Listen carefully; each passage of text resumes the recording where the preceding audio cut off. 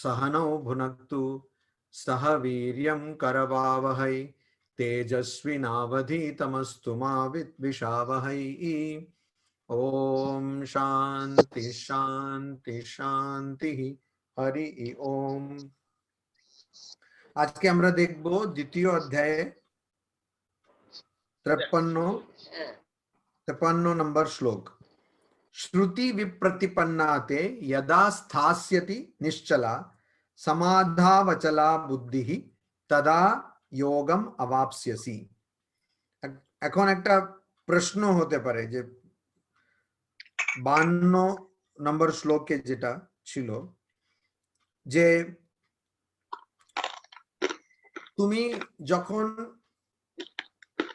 মোহ কলিলম মানে মোহের কলঙ্ক থেকে বেরিয়ে আসবে, মোহের কলঙ্ককে যখন পেরিয়ে যাবে তখন তোমার যা জানা দরকার বা যা জেনেছো এই দুটোর মধ্যে যে পার্থক্য সেটা তোমার কাছে কোনো মাইনে রাখবে না, মানে সেটা দিয়ে কোনো কিছু যায় আসবে না।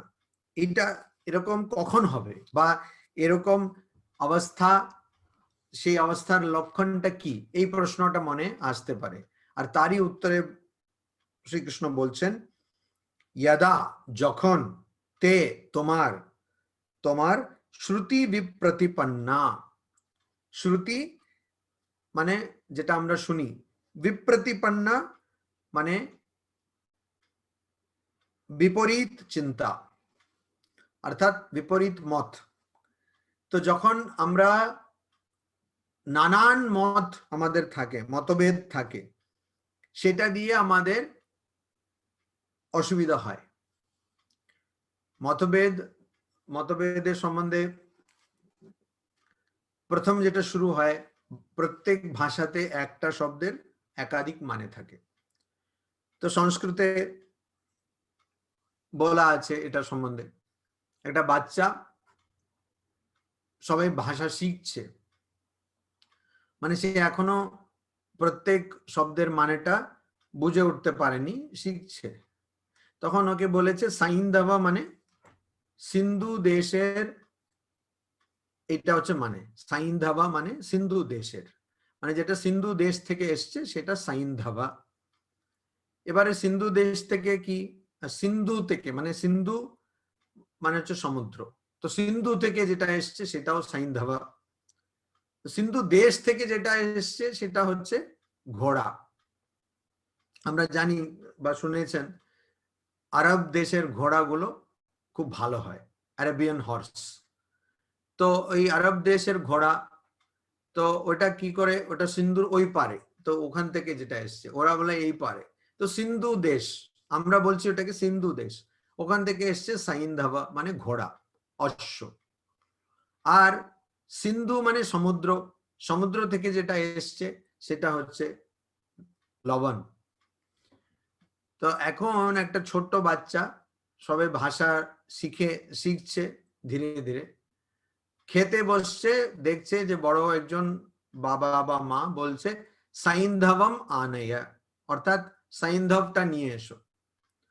তো বাচ্চা বলছে আচ্ছা সাইন্ধাব, এখন বাচ্চা হয়তো অন্য কিছু ভেবে খাচ্ছে, তো বলছে এখন ঘোড়া কিসের লাগবে, ঘোড়া খাবো নাকি এরকম। তখন দেখা যাচ্ছে যে না, লবণ নিয়ে আসা হচ্ছে। তখন বলছে ওহো, তাহলে খাবার সময় যদি কেউ সাইন্ধাব বলে তাহলে লবণ বোঝায় এরকম। তো অনেক সময় আছে না, বলে কি দুষ্টু, একটা কথা আমরা বাংলাতে বলি এরকম, কি দুষ্টু। এই কি দুষ্টুর অনেক মানে আছে, কিভাবে উচ্চারণ করা হচ্ছে, খুব রেগে বলছে কিনা, খুব ভালোবেসে বলছে কিনা। রুমঝুম মাইকটা ইয়ে করে দিন, মিউট করে দিন, ভালোবেসে বলছে কিনা, এইগুলো সব আছে। তো বলে কি দুষ্টু এরকম বললে মানে একটু ভালোবাসা আছে, ঠিক আছে। দুষ্টু মানে বলে খুব দুষ্টু, ওরকম করেছে, ওটা মানে একটু রেগে গেছে। তো কথাটা একদম পাল্টাচ্ছে না, সে একই কথা। তো আমরা চোর বলি, শ্রীকৃষ্ণকেও চোর বলি, মাখন চোর, আমুল বাটার। হ্যাঁ, তো মাখন চুরি করলেই চুরি নয় নাকি, মানে ও শ্রীকৃষ্ণ চুরি করলে চুরি নয়, অন্যরা চুরি করলে, শ্রীকৃষ্ণ বেঁচে থাকাকালীনই অন্য বাচ্চারাও দেখলো ভালো তো আমরাও শুরু করি, তাহলে মার খেয়েছিল ভালো করে, একদম খুব প্যান্দানি খেয়েছিল। তো বললেন না ওইটা হবে না, ওই শুধু শ্রীকৃষ্ণ চুরি করলে তার কাছে 1000 খুন মাফ। তো ওই একই কথার মানে আলাদা আলাদা হয়, সেটা আমরা যখনই একটা ভাষা শিখি তখন আমরা শিখতে থাকি। আচ্ছা, এখন একটাই কথার আলাদা আলাদা মানে বার করা হয়। বেদ একই, তার মধ্যে উপনিষদ রয়েছে। ভগবৎপাদ শঙ্করাচার্য উনি কি করলেন, উনি সেটা থেকে অদ্বৈত বেদান্ত বার করলেন, বলেন এগুলো অদ্বৈত বেদান্ত বলছে।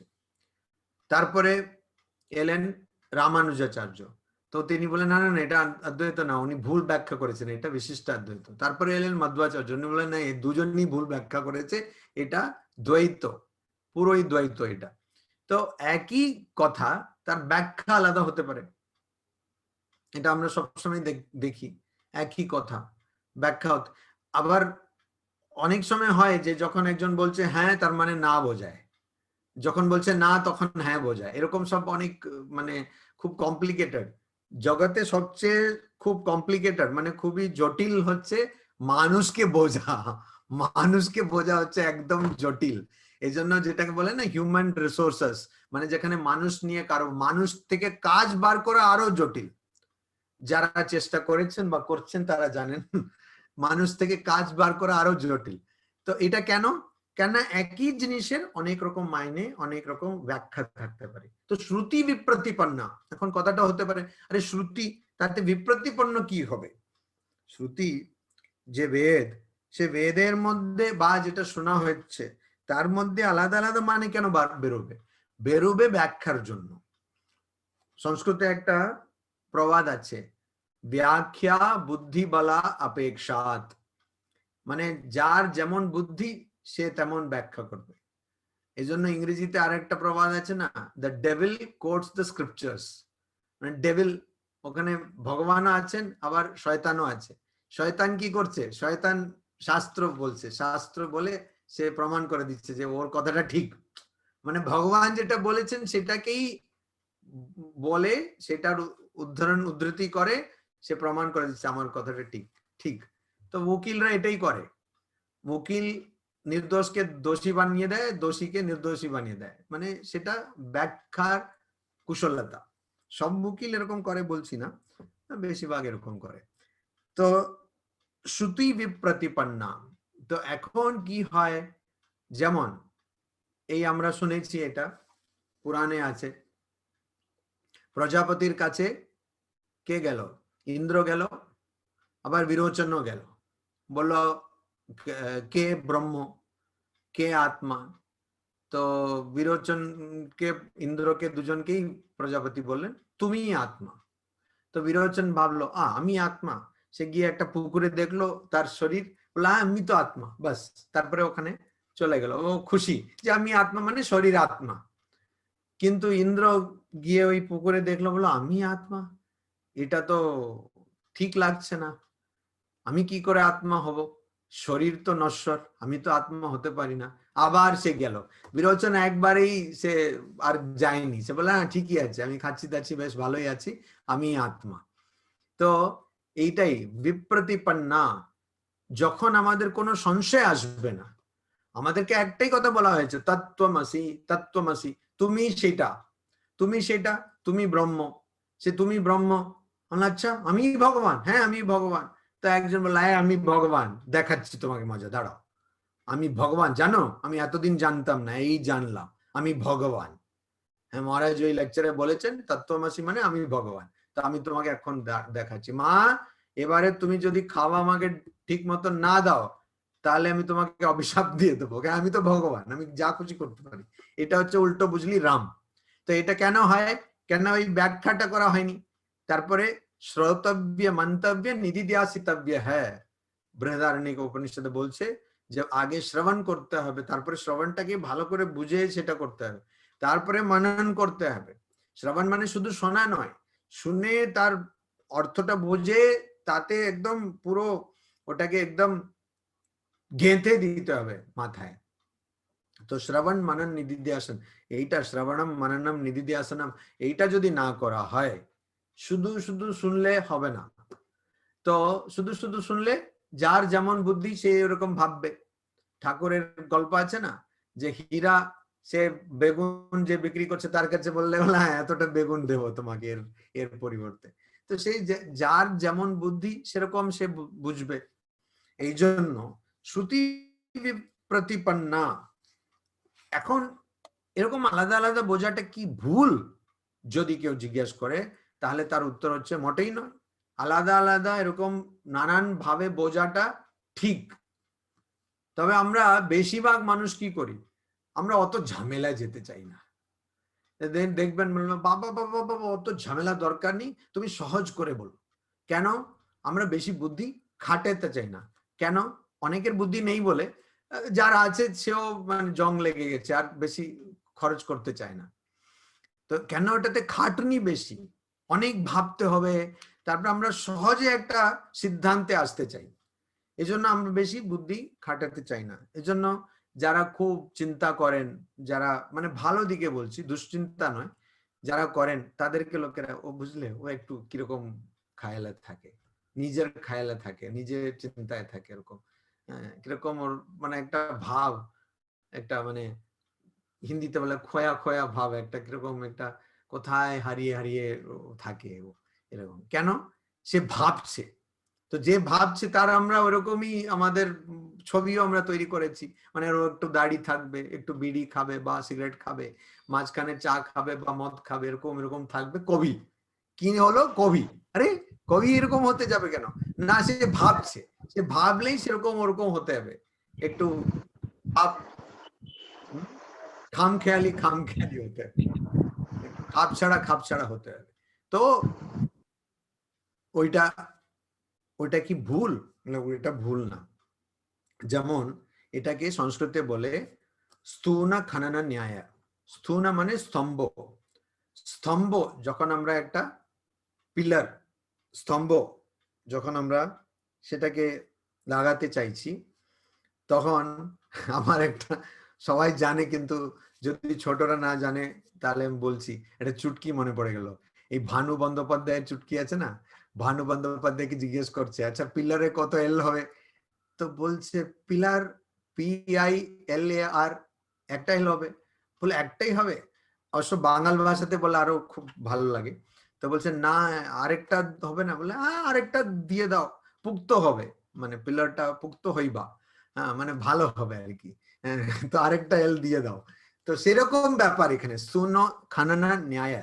মানে যখন আপনি দেখবেন যারা ওই মজুররা যখন ওই পিলার লাগায়, মানে যখন আমরা অনেক কাজের জন্য, বাড়ি তৈরি কাজের জন্য বা এমনি কোনো ফেন্সিং করতে গেলে মাঝে মধ্যে পিলার লাগে, তো তখন সেই যখন লাগায়, তখন সেই থামটা লাগানোর সময় সে আগে সেটাকে একটু ভালো করে এদিক ওদিক লেফট রাইট আগে পিছনে এইসব ওটাকে ঝাঁকিয়ে নেবে, তারপরে আরো ওখানে মাটি দেবে, তারপরে পাথর দেবে, তারপরে সিমেন্ট দিয়ে সেটাকে পুক্ত করে দেবে, তখন ও স্থির হয়ে থাকবে। সেটা হচ্ছে স্থূল খনন ন্যায়। তো এই জন্য ব্রহ্মসূত্র বলে একটা গ্রন্থে রচনা করেছিলেন বেদব্যাস। অর্থাৎ উপনিষদে যা কথাগুলো বলা আছে সেই কথাগুলোকে তার সব দিক, সব আঙ্গিক আলোচনা করে একটা সিদ্ধান্তে আসা, এটা করা হয়েছে। উপনিষদে অনেক কথা বলা আছে, সেগুলোকে এখন উপনিষদে বলছে, তৈত্রীয় উপনিষদ বলছে তস্য পুচ্ছম প্রতিষ্ঠা, মানে আত্মাকে একটা পাখির সঙ্গে তার তুলনা করা হয়েছে। আর বলছে তার পুচ্ছ মানে তার যে লেজ পিছনে যেটা থাকে, সেই পাখির লেজ বলি না আমরা, ওই মানে ওই রকম লেজের পিছনে যেটা থাকে সেইটাতেও প্রতিষ্ঠিত হলো। তো সেটাই তার আধার বা তার প্রতিষ্ঠা। এইসব কথার মানেটা কি? ওই জন্য ব্রহ্মসূত্রতে এইটাকে ভিত্তি করে একটা সূত্র আছে, সেটাতে ওরা একদম আলোচনা করছে যে এর মানেটা কি, আর ওইটা ব্যাখ্যা করছেন। ওইটা আবার অনেক আচার্য, যেমন শঙ্করাচার্য, উনি অদ্বৈত দৃষ্টিভঙ্গিতে ব্যাখ্যা করছেন, আরেকজন আরেক দৃষ্টিভঙ্গিতে ব্যাখ্যা করছেন। এইসব ব্যাখ্যা করে তার মানেটা বোঝা দরকার। কেন বোঝা দরকার? নিশ্চিত বুদ্ধি যাতে হয়। নিশ্চিত বুদ্ধি, নিশ্চিত বুদ্ধি মানেটা কি? ধরুন আপনাদের মধ্যে কেউ ভাবলেন এখন যে আচ্ছা লকডাউন তো প্রায় উঠে গেছে, এখন যদি আমরা মানে একটু পরে আর কি, মানে পুজোর ছুটিতে বা এরকম যদি কোড়িকোড যাই, হ্যাঁ মহারাজও ডাকছেন আমরা যদি যাই, এরকম আপনারা যদি ভাবেন, আমি যদি লাগিয়ে দিচ্ছি সব জায়গায়, হ্যাঁ তো যদি আপনারা ভাবেন তাহলে কি হবে, সেটা অনেক কিছু ভাবতে হবে, কি করে যাওয়া হবে, কি করে মানে ওখানে পৌঁছানো হবে, কি রাস্তা দিয়ে যাব, ওখানে কতদিন থাকবো, আর কি কি করব, শুধু কোড়িকোড গিয়ে আসবো না কেরলটা একটু ঘুরে আসবো, এরকম অনেক কিছু, মানে এটাকে বলে ব্রেইন স্টর্মিং। স্টর্ম মানে হচ্ছে ঝড়, ব্রেইন মানে হচ্ছে মগজ।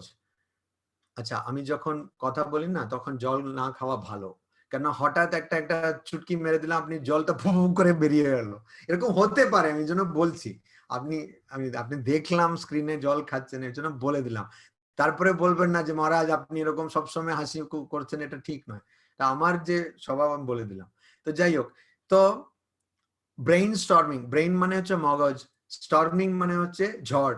যখন আপনার মগজে মনে হচ্ছে যেন ঝড় ঝড় হচ্ছে, মানে অনেক কথাটাকে ওখানে বলা হচ্ছে, আচ্ছা এটা হলে কি রকম হয়, ওটা হলে কি রকম হয় ইত্যাদি। আর কেউ কেউ আছে যারা কোনো কাজ করেন না, শুধু এরকম আইডিয়া দিতে থাকে, বলে হ্যাঁ আমি ভাবছি যদি এরকম হয় তাহলে কিরকম হয়, হ্যাঁ কিচ্ছু করবে না, শুধু এরকম বিরক্ত করতে থাকবে। তো ওদেরও দরকার আছে, কেন অনেক সময় ওই রকম মানুষ যখন বলে তখন অনেক বিপদ থেকে আমরা বেঁচে যাই। ওইটা আমরা হ্যাঁ তাই তো, আমাদের তো এটা মাথায় আসেনি। তো ওইটাকে বলে ব্রেইন স্টর্মিং। তো এখানে ব্রেইন স্টর্মিং মানে অনেক রকম চিন্তা ভাবনা একসঙ্গে আমরা চিন্তা করে আমরা একটা সিদ্ধান্তে আসছি, নিশ্চিত বুদ্ধি। এখন আপনারা ওখান থেকে বাড়ি থেকে বেরিয়ে তারপরে আপনি তো টিকিট করতে পারবেন না, ওগুলো আগে থেকেই করতে হবে। রাস্তায় কোথায় থাকবেন, আবার বাঙালির একটা বৈশিষ্ট্য আছে, বাঙালি আর মালায়ালিরও আছে, মানে কেরালা আর পশ্চিমবঙ্গ না, অনেক অনেক মেল আছে, ওটা আপনি বুঝবেন। তো কি কোথাও বেরোনোর আগে প্রথম কি ঠিক করতে হবে, টিকিট টিকিট তো সব ঠিক হবে, কোথায় খাবো, এখান থেকে বেরোলাম, হ্যাঁ কোথায় নাস্তা হবে, কোথায় দুপুরে খাওয়া হবে, কোথায় চা খাবো, এটা খুব মানে যারা ঠিক ঠিক বাঙালিপনা যার নেই সে বুঝতে পারবে না এটা, মানে সে যে বাঙালি সে বুঝতে পারবে না, এটা খুব খুব ক্রিটিক্যাল ব্যাপার এটা। তো কোথায় খাবো, তো এইসব সব ঠিক করলেন, তারপরে পাল্টানো যাবে না, ওটা নিশ্চিত বুদ্ধি। তারপরে আপনার যাওয়া আছে, আচ্ছা ওখানে যাবো, এটা বসবো খাবো, তারপরে ওখান থেকে বেরোবো, এই করবো অমুক করবো তমুক করবো, তারপরে তারপরে যদি কিছু ভুল হয় বা কিছু অসুবিধা হয় সেটা আলাদা ব্যাপার। তো এই নিশ্চিত বুদ্ধি একটা জায়গায় যাওয়ার জন্য যখন এত প্রয়োজন তার, তো নিজের স্বরূপকে জানতে গেলে তো এটার খুব প্রয়োজন, নিশ্চিত বুদ্ধির খুব প্রয়োজন আছে। এই জন্য একদম বিরুদ্ধ কথাগুলোকে ভেবে তার চিন্তা করে ভালো করে তাকে যাচিয়ে তার কি সেটা ঠিক কি না বা ভুল কি, এরকম করে ভালো করে চিন্তা করে তারপরে একটা নিশ্চিত বুদ্ধিতে আসা। আর সেই নিশ্চিত বুদ্ধি এখানে একটা অসুবিধা আছে, এখানে শুধু বুদ্ধি দিয়ে হবে না, এর জন্য সঙ্গে সঙ্গে সাধনও লাগবে। বুদ্ধি দিয়ে কিন্তু আমরা আধ্যাত্মিক জগতে নিশ্চিত বুদ্ধিতে আসতে পারবো না। আর সেটাই বলছে, তো শ্রুতি বিপ্রতিপন্না বুদ্ধি অচলা, যখন তোমার বুদ্ধি অচল হয়ে যাবে মানে একটা জায়গায় স্থির হয়ে যাবে, সমাধৌ, ওর সঙ্গে সাধনের কথা এখানে বলা আছে। আর সমাধিতে অর্থাৎ তোমার প্রকৃত স্বরূপ যেটা, তাতে নিশ্চলা, সেটাতে একদম স্থির হয়ে যাবে, স্থাস্যতি, যখন থাকবে, তদা, তখন যোগম অবাপ্স্যসি, তখন তুমি যোগ পেয়ে যাবে। অবাপ্স্যসি মানে সেটাকে প্রাপ্ত করবে। যোগ মানে কি, তোমার প্রকৃত যে স্বরূপ তার সঙ্গে তুমি এক হয়ে যাবে, অর্থাৎ স্বরূপের জ্ঞান, ব্রহ্মজ্ঞান, আত্মজ্ঞান, ঈশ্বর লাভ, যাই বলুন না কেন, ভগবান লাভ, সেইটা হয়ে যাবে। অর্থাৎ এখানে দুটো দিক আছে, একটা বুদ্ধির মধ্যে কোনো বিরুদ্ধ চিন্তা থাকবে না, কোন রকম পরস্পর বিপরীত ধারণা থাকবে না, আর তার সঙ্গে সমাধৌ নিশ্চলা, তোমার মন একদম স্থির হয়ে থাকবে। সমা আধৌ মানে সমাধি, সমাধি মানে তার মধ্যে আর কোনো টানা পড়া থাকবে না, একদম স্থির হয়ে থাকবে। স্থাস্যতি, তখন তদা যোগম অবাপ্স্যসি, তখন যোগ পাওয়া যায়।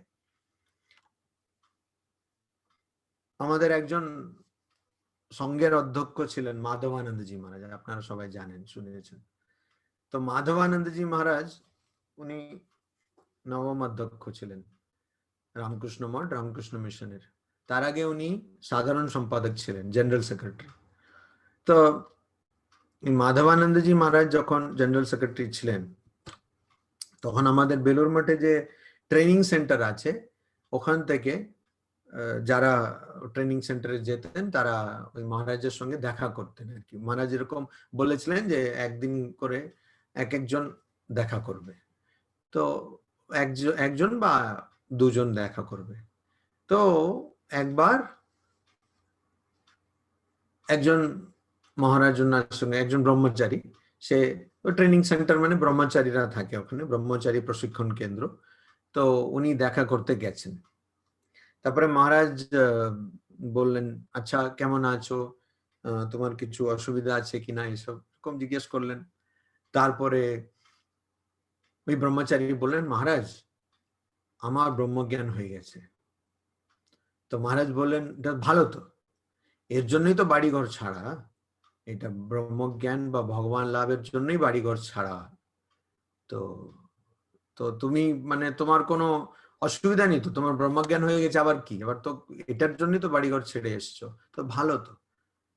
তো বলছে, না মহারাজ, আমার একটু তাতে একটা সংশয় আছে যে এটা ঠিক ঠিক জ্ঞান হয়েছে কি না। তখন মহারাজ সঙ্গে সঙ্গে খুব উত্তেজিত হয়ে বললেন, তাহলে একদম হয়নি ব্রহ্মজ্ঞান। যেখানেই সংশয় আছে সেখানে ব্রহ্মজ্ঞান হয়নি। তো ব্রহ্মজ্ঞান মানেটা কি, যেখানে একদম সংশয় থাকবে না।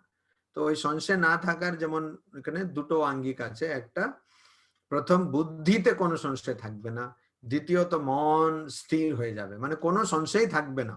বুদ্ধিতে আমার সংশয় নেই মহারাজ, আপনি যা বলছেন আমি বুঝতে পারছি, বুদ্ধিতে কোনো সংশয় নেই, আমাদের সবাইকে সবকিছু ত্যাগ করতে হবে। কিন্তু যেই আমি রসগোল্লা দেখি মহারাজ, কেসি দাসে বিকালবেলা গরম গরম বানায়, অনেক দিন করোনার জন্য গিয়ে খেতে পারিনি, তো যখনই ওই রসগোল্লা দেখি আর নিজেকে সামলাতে পারি না, যদিও ডায়াবেটিস আছে, গিয়ে আমি খেয়ে নি গরম গরম। তো এইটাই হচ্ছে এখানে। আমি কেন এটাকে এত জোর করে বলছি, অনেকে আছে, বেশ অনেকে আছেন যারা মনে করেন যে যেহেতু আমার প্রকৃত স্বরূপ আত্মা বা ব্রহ্ম, এই জন্য আমাকে এটা সম্বন্ধে চিন্তা করলেই চলে যাবে, আমার আর কিছু আলাদা আমার করতে হবে না, আমার আলাদা আর কিছু করতে হবে না। এরকম অনেকে আছে, অনেক গুরু আছেন, অনেক বড় বড় সম্প্রদায় আছে যারা এরকম বলে থাকেন। তো এরকম হয় না, এরকম হয় না কারণ এরা নিজেকে অদ্বৈত বেদান্তি বলেন, যারা এরকম বলেন। কিন্তু অদ্বৈত বেদান্তের প্রতিষ্ঠা যিনি করেছিলেন শঙ্করাচার্য, তিনিও এরকম বলেননি, তিনিও সাধনের কথা বেশ ভালো করেই বলছেন। তো ফলে ধ্যান করতে হবে, জপ করতে হবে, নিজের সাধনা চতুষ্টয় বলে কথা আছে, যেখানে সমা দমা উপরতি তিতিক্ষা শ্রদ্ধা সমাধান এরকম কথা বলা আছে। তো এইগুলো সব সাধন করতে হবে। এই সব সাধন না করে হঠাৎ আমি আত্মা এরকম জ্ঞান হবে না। আসলে জ্ঞান, এই জ্ঞানটা আমাদের হচ্ছে না, আমাদের অজ্ঞান নাশ হচ্ছে। তো এই সাধনটা করতে হবে। ওই জন্য যখন এই সাধনটা করা হবে, আর যখন মন স্থির হয়ে যাবে, আর যখন বুদ্ধি মধ্যে কোনো সংশয় থাকবে না, তখন তখন কি হচ্ছে, যোগম অবাপ্স্যসি তদা, তখন তুমি যোগ লাভ করবে। যোগ লাভ করব মানে আমি আমার যথার্থ স্বরূপ যেটা, বা ভগবান, যদি কেউ ভক্তির সাধন করে, ভক্ত হয়, তাহলে আমি ভগবান লাভ করব, এটা এখানে বলছেন। তো এখানে যেহেতু এটা বলছেন, তারপরে অর্জুনের প্রশ্ন যে আমি কি করে বুঝবো যে কার, এটা অর্জুনের প্রশ্ন না, অনেকে প্রশ্ন করে, এটা সবাই এটা করে, যে মহারাজ কি করে বোঝা যাবে যে একজন ভগবান লাভ করেছেন কিনা। কেন এখন আমাদের এমনই অবস্থা, আমরা এমন যুগে বাস করছি যেখানে অনেকে বলছে যে আমি ভগবান লাভ করেছি, ঠিক আছে, অনেকে বলছে, মানে এই ভগবান লাভ করার জন্য আর কিছু লাগে না বেশি, একটু মেকআপ লাগে আর ইউটিউব চ্যানেল হলে ভালো লাগে, আর ওই একটা দুটো টিভি চ্যানেলের সঙ্গে ভালো সম্পর্ক থাকলে হলো, একটা প্রোগ্রাম লাগে, আর একটু মিষ্টি মিষ্টি হাসতে হবে, এরকম জ্ঞান মুদ্রা দেখাতে হবে, ওই তখন ভগবান লাভ হয়ে গেছে। আর শিষ্য আর শিষ্যা লাগবে, আর যার শিষ্য শিষ্যা নেই, এটা আমাকে অনেকে জিজ্ঞেস করেছেন এই যেটা আমি বলছি, বলে মহারাজ আপনি বলছেন ওনার ভগবান লাভ হয়েছে, যদি হয়ে থাকে ওনার কাছে কেউ যাচ্ছে না কেন? মানে আমরা এমন সময়ে বাস করি যেখানে কোনো জিনিস যদি ভালো হয় তাহলে ভিড় হতে হবে, যদি ভিড় নেই তাহলে ভালো নেই। মানে সেই যুক্তিতে নিউক্লিয়ার ফিজিক্স ভালো না, কারণ নিউক্লিয়ার ফিজিক্সে ভিড় নেই। তো ভিড় যদি না থাকে তাহলে জিনিসটা ভালো না, আর ভিড় থাকলে তাহলে ভালো। তো সেরকম যদি দেখি তাহলে যেখানে মাছি বসে সেটা সেটা ভালো জিনিস, মাছি তো ভিড়ে গিয়ে বসে, হ্যাঁ, আর যেখানে ভ্রমর যায় সেটা বাজে জিনিস, কেন ও তো ভিড়ে যায় না, একা যায়। তো সেরকম দেখলে তো সিংহ বাজে, কেন সে তো একা যায়, আর শুয়োর গুলো খুব ভালো, কেন সেগুলো মানে অনেকে যায়। তো এইটা কিন্তু আমি, একজন বলছে মহারাজ কি বলছেন এসব আপনি, হ্যাঁ, না না, আরে এটা ঘটনা, লোকেরা ভিড়, মানে ভিড়টা বেশি থাকবে, আর সেলস কত হলো, সেলস কত হলো, সবাই নাম্বারস চায়, কত লাইকস কত হলো, কত ভিউজ কত হলো, এরকমই তো হচ্ছে।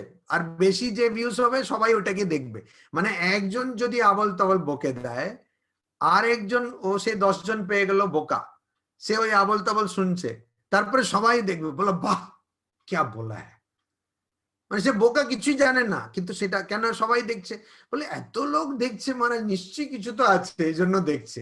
তারপরে এই যারা মহাপুরুষগণ তারা কি করেন, মানে যারা এরকম বলেন, তারা বলেন মহারাজ আপনি বলছেন এই কথা, কিন্তু গীতাতে বলা আছে ইয়দ্যদ বিভূতি মৎ সত্ত্বম ইত্যাদি, মানে যেখানে যেখানে আমার, যেখানে যেখানে বেশি এই ঐশ্বর্য শ্রী সব আছে ওখানে আমার একটু আছে। আর শুধু গীতাতে বলা হয়নি, ঠাকুরও এটা করেছেন, এই জন্য যারা খুব বিখ্যাত ছিলেন ঠাকুর গিয়ে দেখা করতেন। ঠাকুর শুধু বিখ্যাত লোকের সঙ্গে দেখা করতেন না, যার মধ্যে কিছু ছিল তার সঙ্গে গিয়ে দেখা করতেন। তো এখানে একটু আমাদের বোঝার ভুল হয়ে গেছে আমার মনে হয়, না হলে তো সব বড় বড় যারা অভিনেতা, নায়ক নায়িকা, তাদের পিছনে ছুটতে হবে, তো তাদের তো সব ট্রেন্ডিং, টিকটক স্টার। একজন আমি আছে, আমি তার আত্মবিশ্বাসকে দেখে খুব, মানে আমার খুব ভাল লাগে, তার কোনো গান সে জানে না, গান লিখতে পারে না, সে তার পিছনে লোকেরা একদম মানে তাকে এমন অপমানিত করেছে যে কেউ বলতে পারে না, সে খুব অপমানিত হয়েছে, সে বোধহয় একটু ডিপ্রেশনেও চলে গেছিল, একদম গান জানে না। আর ওকে দেখে, ওর গান দেখে আমি, আমার আত্মবিশ্বাস এসে গেল যে আমি গান করতে পারি, আমার গান একদম, আমি গান জানি না কিন্তু আমার আত্মবিশ্বাস হলো, বললেন না, হ্যাঁ এ যখন করতে পারে আমি তো তানসেন, হ্যাঁ, এরকম আমার এসে গেল। আর এই করে সে কোটি কোটি তার ফলোয়ার্স ইউটিউবে, তার নাম বলছি না, আপনাদের মধ্যে যারা বুঝতে পেরেছেন নাম বলতে হবে না, কিন্তু লোকেরা দেখে আত্মবিশ্বাস পেয়ে গেছে, আরে সত্যি আমিও করতে পারি। আর সে গরিব লোককে তার কাছে রাখে, তাদেরকে চাকরি দেয়, আর অনেক গরিব মানুষকে সে সাহায্য করে। তো ওরকম খুব কমই হয়। আর যারা বড় বড় নায়ক নায়িকা তারা সব ওর খুব নিন্দা করেছে অন ক্যামেরা, মানে ওটা ওইগুলো ইউটিউবে আছে, ওর ইন্টারভিউতে বলে আমি কাউকে পরোয়া করি না, আমি এখন ভালো আছি। আর সে রোজ কার পাল্টাচ্ছে, মানে রোজ নয় হয়তো, কিন্তু পাল্টাচ্ছে, আর এরা সব দেখছে। মানে বড় বড় যে নায়িকা যেমন দীপিকা পাদুকোন, এদের মানে ওর হাফও নেই ওর ভিউ, এত সে মানে বেসুরা গান করে, আত্মবিশ্বাস। যাই হোক, কিন্তু এরকম খুব কম লোক, বাকি লোক শুধু ভিউজ ভিউজ ভিউজ দেখছে। তো এটা একটা প্রশ্ন, আমি কি করে বুঝবো যে একজন ব্রহ্মজ্ঞানী কি না? আমি কি করে বুঝবো যে একজনের ভগবান লাভ হয়েছে কি না? আপনি যদি গুগলে গিয়ে টাইপ করেন যে list of God realise souls in India, সেটা সঙ্গে সঙ্গে দেখাবে। মানে গুগল যারা বেশি ওটা খোঁজে না, সেটা দেখায়, সাজেস্টিভ টেক্সট আসে, মানে নিচেও দেখায় যে এটা কি। তো অনেকে খুঁজেছে এই ব্যাপারটা যে ভারতবর্ষে যোগী কজন আছেন। এখন যে ঠিক ঠিক যোগী থাকবে সে তো আর ওয়েবসাইট, মানে সবার তো ওয়েবসাইট থাকবে না, হয়তো আছে কারো কারো, কিন্তু সবার তো থাকবে না ওয়েবসাইট, বা সবাই বলবে না হ্যাঁ আমার এখানে গুগল ম্যাপ আপনি এ করে নিন, চলে আসুন, আমি তো ব্রহ্মজ্ঞানী, এরকম হয় না। এইটা বুঝতে হবে। তো ওই জন্য এই প্রশ্নটা খুবই গুরুত্বপূর্ণ। অর্জুন জিজ্ঞেস করছে যে কে, আপনি তো এগুলো বলে দিলেন, আর এটাতে আরেকটা সংশয়ও আছে। তখন মানে গীতাতে যখন প্রথমবার শ্রীকৃষ্ণ বলছেন তখনই সংশয় রয়েছে যে আচ্ছা আপনি বলছেন, কিন্তু আদৌ এরকম লোক আছে কি? আমাদেরও তো এরকম হয় যে মহারাজ আপনি বলছেন, এই ঠাকুর বলছেন ভগবান লাভ ইত্যাদি, ঠিক আছে ঠাকুরের সময় হয়েছিল, কিন্তু আজকে 2021-এ এরকম কি আছে, এরকম কি সম্ভব? একটা প্রশ্ন থাকে, ওই প্রশ্ন, সেটার জন্য এই প্রশ্ন জিজ্ঞাসা করছে। আর যদি কেউ থাকে আমি কি করে বুঝবো সে ব্রহ্মজ্ঞানী? এই প্রশ্নের পিছনে না একটা অহংকার আছে, এটা আমি আগেই বলে দিই। এই প্রশ্নের পিছনে প্রচুর অহংকার আছে। এখন এই অবস্থায় তো অর্জুন ব্রহ্মজ্ঞানী নয়, সে হয়তো পরে হয়েছিল, সেটা আলাদা কথা, কিন্তু এই অবস্থায় অর্জুন ব্রহ্মজ্ঞানী নয়। আচ্ছা ও যদি কাউকে দেখে কি করে বুঝবে যে ও ব্রহ্মজ্ঞানী কিনা? যে লক্ষণগুলো শ্রীকৃষ্ণ বলছেন সেগুলোই বা কি করে বুঝবে? তার সঙ্গে ঠাকুর বলছেন না, ঘরে দেখবি, দিনে দেখবি, রাত্রে দেখবি, মানে সবসময় থাকলে তবে বোঝা যায়, কিন্তু সবাইকে বোঝা যায় না, তাও কঠিন। কেন, যারা ঠিক ঠিক যোগী তারা নিজেকে খুব ঢেকে রাখেন, তো কি করে বুঝবে? তো যখনই কেউ এই প্রশ্ন করছে, আপনাদের মধ্যে অনেকে এই প্রশ্ন করেছেন যে ভগবান লাভ যিনি করেছেন তাকে কি করে বোঝা যাবে, তার উত্তর হচ্ছে তোমার বোঝার দরকার নেই, তোমার বোঝার দরকার নেই। সেটা আমি বলে দিচ্ছি পরিষ্কার, যারাই এই প্রশ্ন করে ওখানে অহংকার লুকিয়ে রয়েছে, যে আমাকে বুঝতে হবে কে ভগবান লাভ করেছে। কি করবেন আপনি? সেলফি তুলে রাখবেন যে my meeting with God realise person? কি করবেন? আপনি যতক্ষণ না সেই সাধন করে নিজেকে সেরকম করে নিজে ভগবান লাভ করছেন, আপনি 1000 লোকের সঙ্গে দেখা করুন না, তার কোনো লাভ হবে না। তো এটার পিছনে অহংকারী, মানে এটা কি সম্ভব? এটা কি আছে নাকি, কেউ আছে নাকি আমাদের দেশে যে আসলে ভগবান লাভ করেছে? মানে এটা একটা সংশয়। আর যে ওদের সঙ্গে গেলেই ওরা একটু স্পর্শ করে দেবে বা দেখবে এরকম, তখন আমারও কিছু না কিছু হবে, কিচ্ছু হবে না, কিচ্ছু হবে না, এই একটা আশা। তো যখনই কেউ বলছে যে ভগবান লাভ যে করেছে তাকে আমি কি করে বুঝবো, আপনি বুঝতে পারবেন না। লক্ষণগুলো তো অনেক আগে, 5000 বছর আগে গীতাতে বলা হচ্ছে, কিন্তু তাও বুঝতে পারবেন না, সঙ্গে থাকলেও বোঝা খুব কঠিন। মাকে, আমরা মানে মা জগৎ জননী, মাকে দেখে কেউ বুঝতে পারলো যে মা জগৎ জননী? মা ওইদিকে রুটি বানাচ্ছেন, খাওয়াচ্ছেন, সেটা তাকিয়ে আছেন কখন গিয়ে কি খাওয়া দেবো ইত্যাদি, তো মাকে কেউ বুঝতে পারলো না, তো বোঝা যায় না, খুব কঠিন। তো এই প্রশ্নটা যদি আমি করি তাহলে আমি বোকা। তো আপনি বলবেন যে মহারাজ তাহলে অর্জুন কি? আমার এমনিতে তো চারিদিকে এমন মানুষ আছেন যারা নিজের দুঃখের কথা অপরকে সবসময় বলতে থাকেন, আছে, সব জায়গায় তো আছে, কিন্তু এই কিছুদিন ধরে মনে হচ্ছে যেন এইরকম মানুষের সংখ্যাটাই বেশি। ঠিক কথা। এরকম মানুষের সংখ্যাটাই বেশি যারা নিজের দুঃখ, আর এটা ঠিকই, নিজের দুঃখটাকে যদি আমরা অন্যদের সঙ্গে শেয়ার করি, ভাগ করি তাহলে কমে যায় দুঃখ, কিন্তু তা বলে আমরা সবাইকে আমাদের দুঃখের কথা বলবো, এটাও ঠিক না। সেটা নিজে আপনজনের সঙ্গে মানে ভাগ করলে ঠিকই আছে। ওই এইটা আমাদের মনে রাখা উচিত যে আমার জীবনে দুঃখ আছে, ঠিক আছে, কিন্তু অন্তত মুখটা একটু হাসি মুখ রাখতে পারি, অন্যদের হাসাতে না পারলে অন্তত হাসি মুখ রাখতে পারি। আর খুব প্রয়োজন না হলে, অর্থাৎ আমার নিজের লোক, এমনও হয়েছে নিজের বাড়ির লোককে সঙ্গে বলবে না, ওদের সঙ্গে কথাটা বলবে না যে কি কথায় কষ্ট, বা যাকে বললে তার একটু সমাধান হতে পারে তাকে বলবে না, অথচ সারা অন্য লোককে সব বলবে আমার এইরকম, আমার ওই রকম, কি দরকার? আর তারপরে ওটা একটা স্বভাব হয়ে দাঁড়ায়। মানে সেই লোকটি বলে না, কেউ কেউ খ্যাক করে ওঠে, এরকম আছে তো, মানে কিছু একটা জিজ্ঞেস করলে করে ওঠে, খেক করে ওঠে, বাংলাতে বলে না খেক করে ওঠে। তো এরকম ওটা একটা স্বভাব হয়ে যায়। মা এটার কথা বলছেন যে যারা খুব খিটপিট খিটপিট করেন তারপরে ওদের ওটা স্বভাব হয়ে যায়। তো এরকম নিজের কথা, খারাপ কথা বা দুঃখের কথা আমি সবাইকে বলে বেড়াবো, তারপরে দেখবেন ওটা একটা স্বভাব হয়ে দাঁড়ায়। তো এটা দরকার নেই। তো কি দরকার আছে?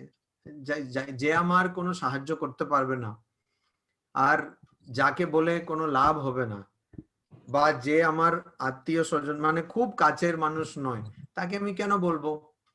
কি দরকার? তার তার নিজস্ব অনেক দুঃখ আছে। আর একটু হাসি মুখ রাখলে আমার মনে না একটু কিছু ইয়ে হবে।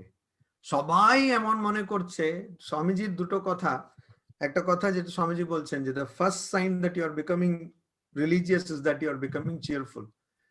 মুখটা প্রসন্ন আছে, সেটা হচ্ছে আমি আধ্যাত্মিকতাতে, আধ্যাত্মিক জীবন আমার যে শুরু হচ্ছে প্রথম লক্ষণ।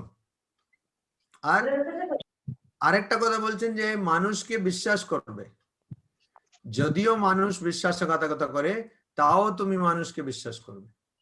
এই মানুষকে বিশ্বাস করাটাও ইদানিং খুব মানে কমে যাচ্ছে, কেউ কাউকে বিশ্বাস করে না। বাড়িতে বাড়িতে 4 জন বা 5 জন আছে, তারাই একে অপরকে বিশ্বাস করে না। তো এই বিশ্বাস না করলে তো সবসময় অশান্তি তো থাকবেই, চিরকাল অশান্তি থাকবে, এক সংশয় থাকবে, অশান্তি থাকবে। একটু বিশ্বাস করতে হবে। আর কেন করতে হবে? আমাদের মধ্যে তো এত খুঁত রয়েছে, তো লোকেরা তো আমাদের বিশ্বাস করে না। সেই একটু নিজের দিকে একটু মনটাকে তলিয়ে দেখলে মনে মনে মানে বোঝা যাবে আর কি, যে আমাকে তো লোকেরা বিশ্বাস করছে, আমায় তো করছে, আমার মধ্যে তো এত ভুল, এত ভ্রান্ত ধারণা, এত খুঁত রয়েছে, তাহলে আমিও অপরকে বিশ্বাস করি। মানে একদম সব ঠিক থাকবে, পুরো পারফেক্ট থাকবে, তারপরে বিশ্বাস করবে, এরকম তো কখনো হবে না। কেননা এই প্রপঞ্চে কোনোটাই ঠিক নয়, পারফেক্ট নেই। ঠাকুরও বলছেন, ঠাকুর শ্রী রামকৃষ্ণ বলছেন। তো আমাদের একটু, আমার মনে একটু বেশি হাসি মুখ থাকাটা খুব ভালো, বিশেষ করে যারা ছোটরা রয়েছেন। আমি তো বলি যে স্বামীজিরও বিশ্বাস ওই ছোটদের মধ্যেই ছিল, আমারও তোমাদের মধ্যেই আছে, বড়দেরকে নিয়ে খুব বেশি আমার আশা নেই। তো এটা পরিষ্কার বলছি। তো যাই হোক না কেন জীবনে সবসময় হাসি খুশি থাকো, হাসি মুখে থাকো। হ্যাঁ, দেখো আধ্যাত্মিক দিক দিয়েও যদি সবকিছু ভগবানের ইচ্ছাতে হচ্ছে, তাহলে আমাদের চিন্তা করার কি দরকার? আর যদি ভগবানকে কেউ বিশ্বাস না করে, আমার যা করণীয় আমি ততটাই করতে পারি। কেউ এখানে সুপারম্যান, ব্যাটম্যান, স্পাইডারম্যান হতে পারে না। তো আমার যতটা করা আমি করেছি, তারপরে চুপচাপ থাকতে হবে। এই বিশ্বাস, নিজের উপরে বিশ্বাস থাকলেই, যারা সাইকোলজিস্ট তারা বলেন যে যারা নিজেকে বিশ্বাস করেন তারাই অপরকে বিশ্বাস করতে পারেন। তো এই বিশ্বাস আমার মনে হয় এটা একটু বিশ্বাস আর হাসি মুখে থাকা, এটা খুব দরকার, খুব দরকার। আর এটা খুব বেশি কমে যাচ্ছে। মানে একজনকে আপনি খুব ভালো খাওয়া খাওয়ালেও সে বলছে না এটা ভালো হয়নি। একজন ছিলেন, তো ওনাকে যাই দেওয়া মানে দেওয়া হতো, ওটা থেকে 50টা খুঁত বার করতেন। একটা অনুষ্ঠানে গেছেন, সে অনুষ্ঠানে সবকিছু এত সুন্দর, নিখুঁত, বলতে গেলে নিখুঁত আসলে হয় না, কিন্তু এত ভালো ছিল। উনি সেই অনুষ্ঠান কয়েকদিনের অনুষ্ঠান ওখানে ছিলেন, সব মানে বেলা বেলায় সব দেখছেন যে কোথায় কিছু আছে কিনা। হ্যাঁ, হুট করে গিয়ে অবেলায় গিয়ে খাওয়া চাইছেন, পেয়ে যাচ্ছেন। অবেলায় গিয়ে চা চাইছেন, পেয়ে যাচ্ছেন। মানে যখন 2:30টার সময় রাত্রে গিয়ে কোল্ড ড্রিঙ্ক চাই, মানে সফট ড্রিঙ্ক চাইছেন, পেয়ে যাচ্ছেন। এরকম করে উনি অনেক করে দেখলেন যে এখানে কিছু একটা বার করা যাবে কিনা। তারপরে যখন কিছুই পারলেন না, অনুষ্ঠান শেষ হয়ে গেল, সব হয়ে গেল, সবাই ফিরে যাচ্ছে, তখন উনি বলছেন, না এত ভালো ভালো না। মানে এতটা ভালো ভালো না, মানে ওইটাই হচ্ছে খুদ, যে এত ভালো হয়ে গেছে সেটা ভালো না। তো মানুষ, এমন মানুষ আছে যার কিছুতেই মন ভালো লাগে না। আর এইটা আসলে মানে এব মনুষ্যানাম কারণম বন্ধ মোক্ষয়োঃ। উপনিষদ বলছে যে মনই মানুষের বন্ধন বা মোক্ষের কারণ। তো আমার মন যদি সবসময় প্রসন্ন থাকে, তাহলে একটুতেই আমি শিবের ক্ষেত্রে আমি বলি, আমরা বলি আশুতোষ। তোষ মানে সন্তুষ্ট, আশু মানে খুব তাড়াতাড়ি, মানে খুব তাড়াতাড়ি শীঘ্রই উনি সন্তুষ্ট হয়ে যান, বেশি কিছু উনাকে দিতে হবে না, একটু মাথায় জল ঢেলে দিলেই শিব সন্তুষ্ট, আর বেশি কিছু লাগবে না।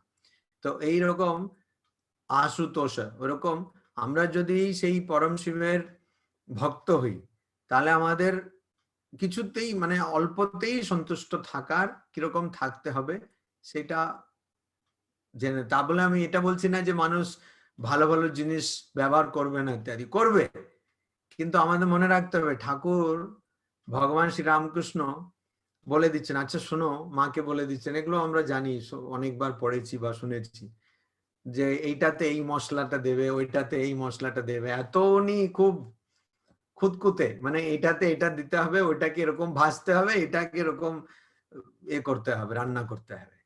কিন্তু উনি ওনার জীবনে দেখলেন 50 বছর বাঁচলেন, কিন্তু উনি যা পেয়েছেন সেটাতেই উনি খুশি। যখন ওনার শরীর খারাপ, কত খারাপ অবস্থা, কিন্তু কোনো নালিশ বা কোনো কমপ্লেইন নেই।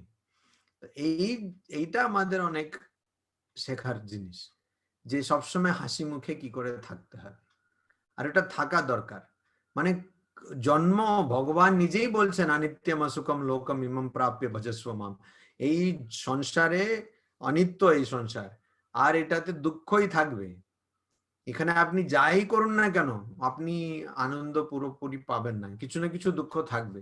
তা বলে আমার মনে পড়ছে, আমি ছোটবেলায় ওই একটা সিনেমা দেখেছিলাম, সেই সিনেমার নামটা মনে নেই, কিন্তু ওই হয় না দ্বিতীয় বিশ্বযুদ্ধের অনেক ইংরেজি সিনেমা আছে, তো সেরকম একটা ইংরেজি সিনেমা দেখেছিলাম দ্বিতীয় বিশ্বযুদ্ধের ওটা।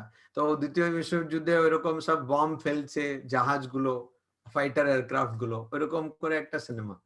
তো তাতে ওই বম্বার মানে ওই বোমা ফেলে আর কি, তো সেই এয়ারক্রাফটে একজন সে লড়ছে, মানে ও সব জায়গায় বোমা ফেলছে, ওকে কেউ মানে নিচে থেকে ট্যাঙ্ক দিয়ে বা কিছু দিয়ে ওকে মারছে, বা অন্য এয়ারক্রাফট এসে ওর উপরে মিসাইল ফেলছে ইত্যাদি।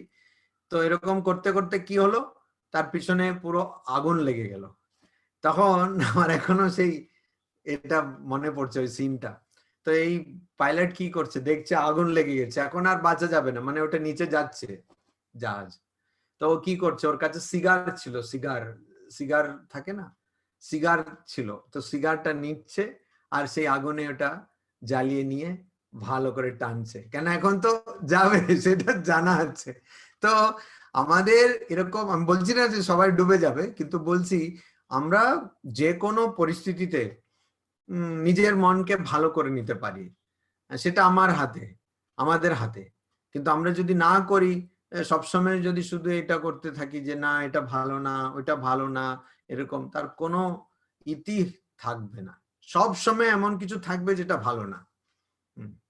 অনেকের কাছে প্রচুর টাকা, সে রান্না করার জন্য অনেক লোক, তারপরে সে রান্না করে এসে দিয়ে দেবে, তখন ও দিচ্ছে, তখন ও থালা দেখছে, বলছে এই দেখো এখানে, মানে সে মাইক্রোস্কোপ দিয়ে দেখছে যে ওখানে কিছু লেগে আছে, বলছে দেখো এটা কিরকম, হ্যাঁ এটা ঠিক না। তো তো ভালো করে একটা ভালো কথা মুখ দিয়ে বেরোবে না, প্রশংসা করবে না, এরকম এটা ঠিক নয়। মানে মানুষ মানে একটু হাসি মুখে থাকবে সবসময়, অন্যদের একটু আনন্দ দেবে।